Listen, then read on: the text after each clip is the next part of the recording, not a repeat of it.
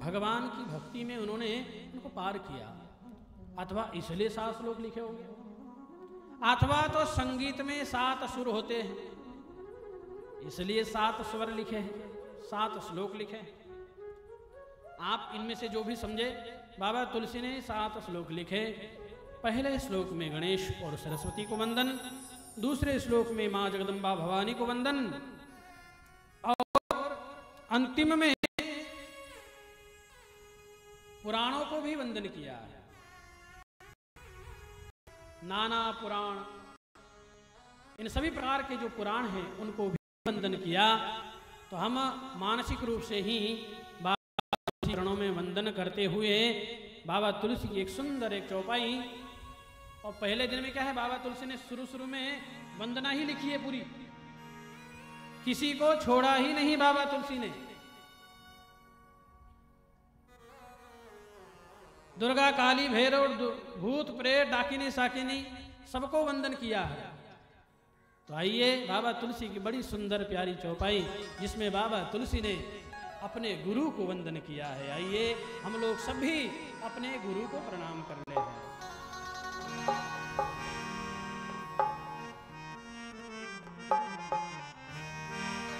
गुरु को प्रणाम करके बाबा तुलसी ने जो है आगे की कथा को, बंधु गुरु पद पदुम परागा, बंधु गुरु पद पदुम परागा,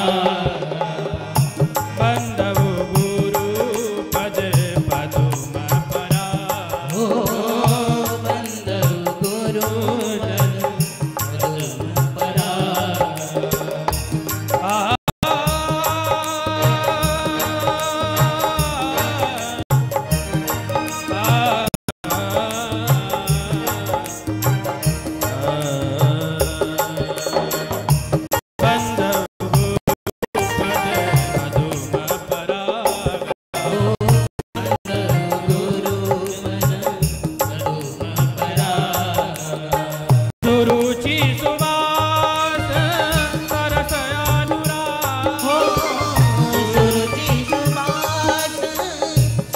आप लोग भी गाइए जरा हमारे साथ।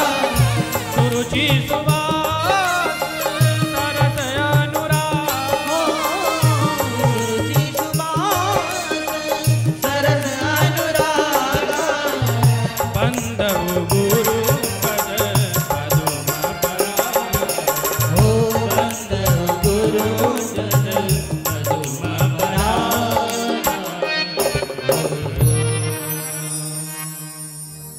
गुरु को वंदन किया और बाबा तुलसी ने बताया, बंधु गुरु पद पदुम परागा। गुरु को तो वंदन किया, लेकिन गुरु के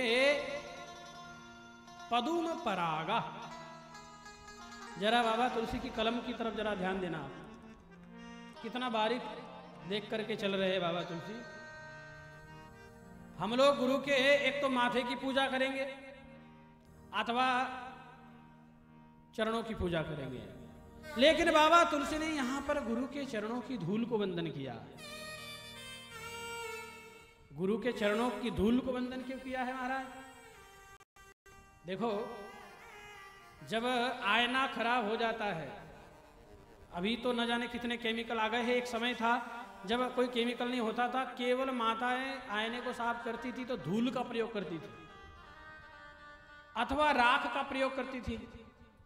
थोड़ी सी सूखी राख डाल दो, पानी छीट दो और उसको साफ करो, बहुत बढ़िया साफ होता है। कौन कौन करता है? किया है किसी ने पहले। धूल और राख का प्रयोग करते थे और आईना जो होता था वो बड़ा ही सुंदर पवित्र होता है। ऐसे ही हमारा मन भी गंदा हो गया है और मन रूपी आईने को यदि साफ करना है ना, तो कौन सी धूल? श्री गुरु चरण सरोज रज निज मन मुकुर सुधारी, बरनउँ रघुबर विमल जस जो दायक भल।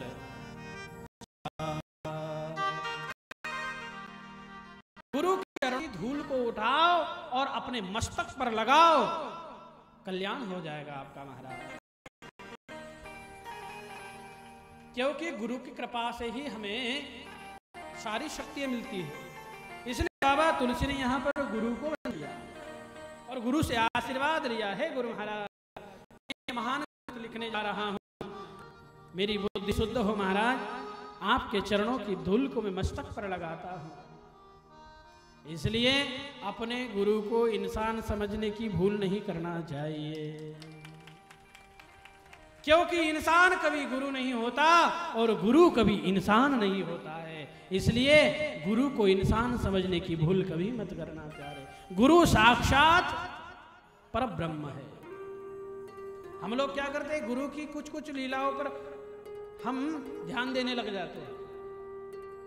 4 दिन बड़े गुरु के कंठी डाल करके गुरु के चेला बन गए और फिर बाद में वही गुरु की बुराई भी करने लग गए। ये हमारी बेईमानी है। याद रहे, गुरु की बुराई निंदा करने वाला सीधा उसके लिए नरक का द्वार खुला है। गुरु गूंगा, गुरु बावड़ा कैसा भी मिल जाए। एक बार एक आदमी भेड़ बकरी चराता था और भेड़ बकरी चराते चराते चराते चराते किसी ने उससे कह दिया कि भैया गुरु बनाना चाहिए जीवन में। अब उसने कहा किसको गुरु बनाऊं, किसको गुरु बनाऊं। तो एक नदी पर उसको एक मल्हार मिला, केवट, वो भी ठीक ठाक ही था, वो भगवान का भजन करता रहता था वो, और उसी को उसने गुरु बना लिया और कह दिया कि बोले गुरुदेव मैंने सुना है कि गुरु जीवन में होना बहुत जरूरी है, तो मैं सोच रहा हूँ कि मैं आप ही को गुरु बना लूँ, आप हमको कोई भगवान का एक आध नाम दे दो। अब ये तो पहले से बावला था ही था, अब जिसको गुरु बना रहा है वो गुरु भी बावला था। अंधे को अंधा मिला, पड़े कल के फंद। अब वो भी सीधा साधा, ये भी सीधा साधा।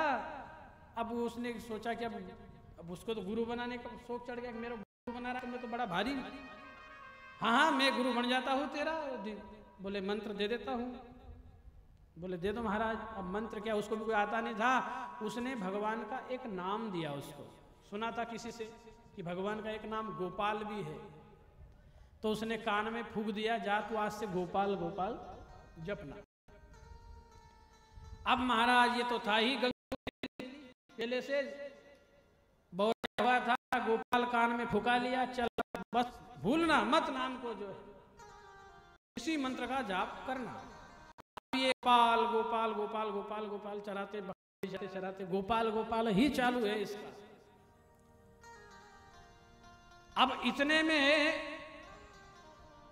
बकरी इधर उधर हो गई। अब इधर उधर बकरी को समाने के चक्कर में वो नाम वो इधर के लिए भूल गया बोलना। बाद में बकरी बकरी इधर लेकर के आया, फिर बाद में उसने, गुरुजी ने कहा था नाम बोलना बंद नहीं करना है, अपने को तो जपना है।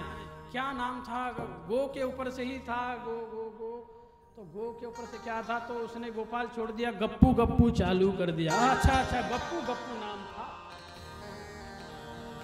अब उसने गप्पू गप्पू चालू कर दिया महाराज। अब इधर लक्ष्मी और भगवान विष्णु ये सारे नाटक उसके देख रहे थे।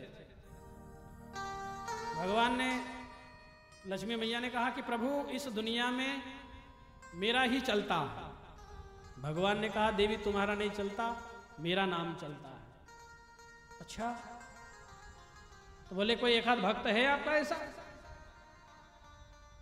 भगवान ने कहा जब चले जाओ जाओ।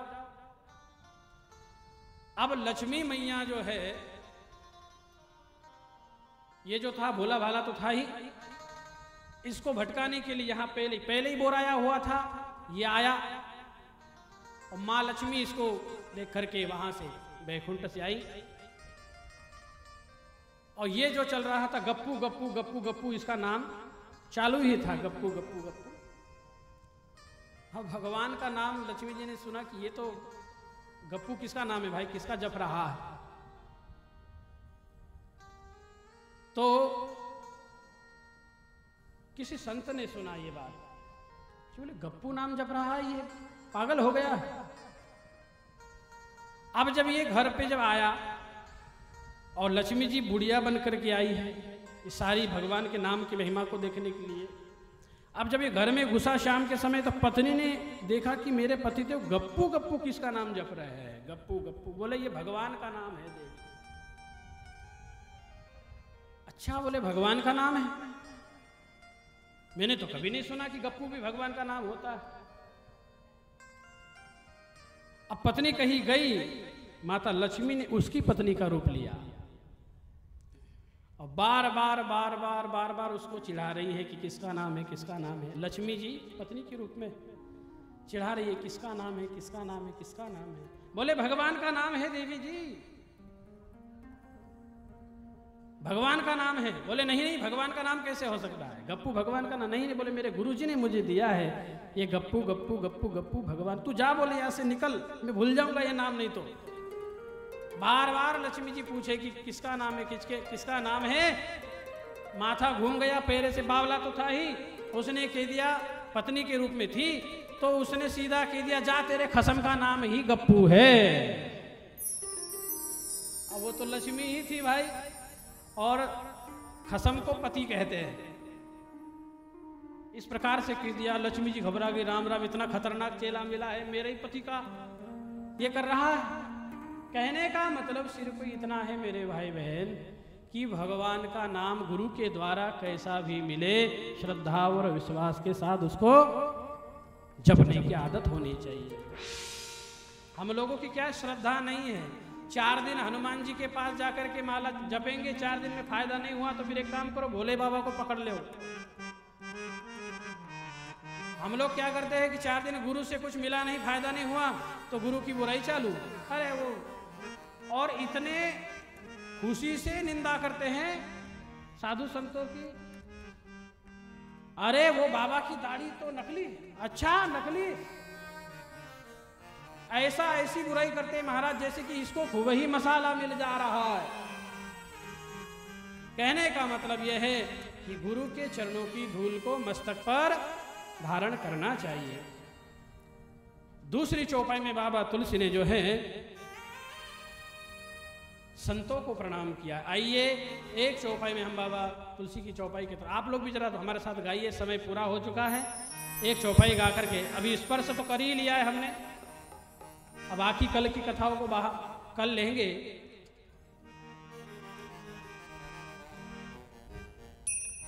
तो एक चौपाई गा करके वाणी को विराम करेंगे, आरती गा करके। बंदऊ साधु चरित शुभ चरित कपासु